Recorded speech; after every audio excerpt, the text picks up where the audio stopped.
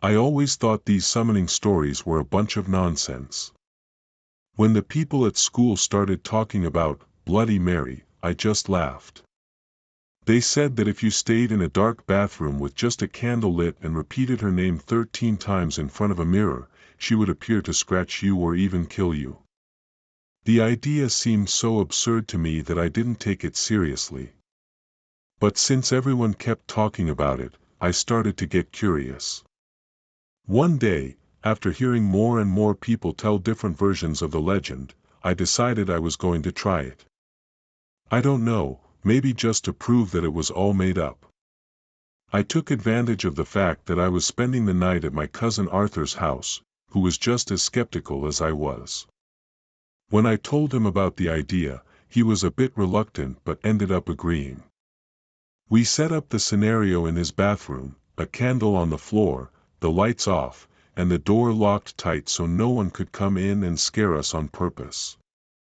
We even laughed at first because the candle was wobbly and almost went out before we started.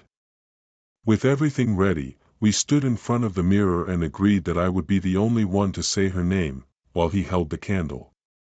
Just looking at the mirror in the dark made me feel a strange chill. I started repeating the name, trying to keep my voice steady. Bloody Mary. Bloody Mary. Bloody Mary. I got up to the 6th repetition without anything happening, and Arthur started to laugh quietly, probably thinking it was all a big joke. But when I reached the 9th time, the candle flickered slightly, as if someone had run through the bathroom. I looked at Arthur, who was no longer laughing. He just shrugged, trying to act like he wasn't nervous. I kept going. Bloody Mary. Bloody Mary. The reflection in the mirror seemed darker than before, and I felt a chill at the back of my neck, but I still finished. Bloody Mary. The moment I said it for the 13th time, the bathroom became incredibly cold. It wasn't a gradual change, it was instant, as if the air had frozen. Arthur looked at me, and I was trying to hide my nervousness, and whispered that the candle was going out. I was still looking at the mirror when I saw something that made me hold my breath. It seemed like there was a shadow behind us, but the bathroom was locked. I turned around immediately, but there was nothing there. Arthur stood frozen, pale, holding the candle with trembling hands.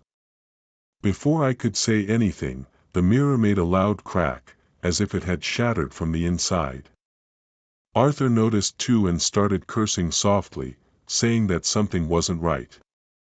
I tried to stay calm, telling him it was probably just a trick of the light, but my voice was shakier than I wanted to admit. I tried to get closer to the mirror to understand, but the candle almost went out again, and this time, I clearly felt a cold breath near the back of my neck. Arthur started backing away, and I didn't know whether to look at the mirror or the rest of the bathroom, trying to find some explanation. Suddenly, the candle went out by itself, and the darkness engulfed us. We were completely in the dark for a few seconds, and I felt my heart almost leap out of my chest. Arthur started searching for his phone to turn on the flashlight, but it seemed like he couldn't find it in his pocket. The bathroom was so silent that the only thing I could hear was my own breathing, fast and uneven. Suddenly, I heard a very faint whisper coming from near the mirror. I couldn't understand what it was saying, but it sounded like a woman's voice, as if someone was whispering very slowly. I could only think about getting out of there, but my legs were frozen in place, like they had locked. Arthur finally found his phone and turned on the flashlight, illuminating the mirror. That's when we saw it. There were red stains dripping from the frame, as if someone had pressed bloody hands there. That definitely wasn't there before. I tried to rub my eyes, thinking I was seeing things, but the stains were still there, and they seemed to be growing. Our reflection in the mirror was still strange, as if we were distorted. Suddenly, we heard a loud scratching sound, coming directly from the glass. Arthur screamed and ran to the door, trying to open it, but the doorknob seemed stuck. I ran to the door too and started pulling on the handle with all my strength, but nothing would make it open. Panic started to take over, and I could feel Arthur starting to lose it. His phone's flashlight was shaking so much it barely illuminated anything. That's when I heard that whisper again, but this time it was clearer. Someone was calling my name.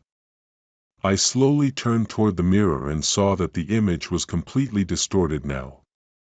Our faces looked deformed, the eyes were dark spots, and the blood stains kept dripping.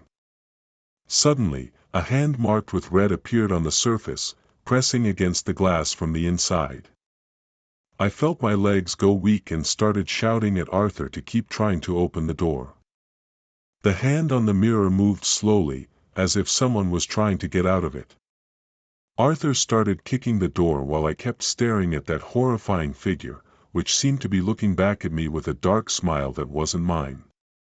The scratching sound got louder, now coming from all sides of the bathroom. When the candle relit itself on the floor, we saw a silhouette appear in the reflection behind us. It looked like a woman with long, messy hair, her face covered in blood. I froze, unable to look away from that figure in the mirror. Arthur kept kicking the door, almost in a panic, but it didn't move. The woman in the reflection seemed closer and closer, as if she was coming out from the back of the mirror and getting nearer to us. Suddenly, she stopped and tilted her head in a strange way, as if analyzing us. Then she raised her bloody hand and scratched the glass with such force that the sound felt like it was ripping my eardrums. The scratch marks were etched in the glass, and I felt a metallic taste in my mouth, as if the air itself had become heavy and suffocating. Out of nowhere, the candle went out again, and the darkness swallowed us whole. Arthur started praying softly, and I felt a chill run down my spine when I heard a low, raspy laugh echoing through the bathroom. The doorknob finally gave way, and Arthur opened the door with so much force that he almost fell back. We ran down the hallway without looking back. My heart was still racing so fast I could barely think. We only stopped when we reached his room, panting and trying to understand what had just happened. No one would believe us if we told them, but we knew it hadn't been a hallucination. We spent the rest of the night trying to process what had happened. Neither of us wanted to go back to the bathroom to check if the stains were still there. Arthur kept repeating that it was impossible, that we must have imagined it all, but I knew it wasn't in our heads.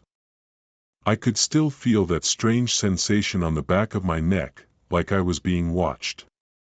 Every time I looked at the mirror in the room, I was afraid I would see that distorted face again. We decided to lock the bathroom door and leave the light on for the rest of the night, just in case. The next day, with the sunlight coming through the window, everything seemed calmer. We gathered the courage to return to the bathroom. The red stains were still there, more visible than ever.